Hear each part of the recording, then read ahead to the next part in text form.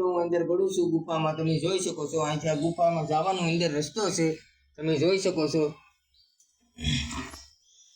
અંદર માણસો દર્શન કરી રહ્યા છે। અહીં મારે લાઈનમાં ઊભું પડે એમ છે। અંદર 2 જણા જઈ શકે છે। આ ખોડિયાલમાં અંદર ગુફામાં આવેલા છે, તો આપણે આસ્તે આસ્તે કરીને અંદર જવાનો પ્રયાસ કરશું।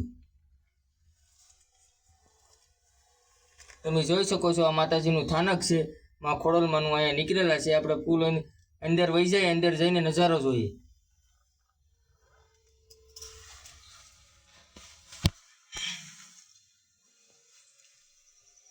ચાલો મિત્રો, આપણે અંદર તો પૂગી ગયા ખોડલમાંના દર્શન ભાઈ।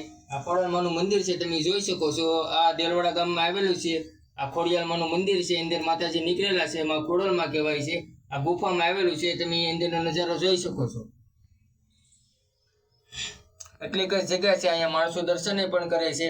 અહીંયા 2 જણા અંદર આવી શકે, ત્રીજો તો ન આવી શકે, એને બહાર લાઈનમાં ઊભું પડે। અહીંયા માતાજીના દર્શન કરવા હોય તો અહીંયા દીવા અગરબત્તી, અહીંયા નારિયેલ ફોડે। માણસો ઘણા શ્રદ્ધા છે કે અહીંયા માતાજીને આગળ કોઈ પણ મનોકામના માતાજીને કહે તો માતાજી જરૂર પૂરી કરે છે માં ખોડિયાલ। તમે દેલવાડા ગામમાં આવો તો જરૂર આ મંદિરની મુલાકાત લેજો। જય માં ખોડિયાલ મારી માં।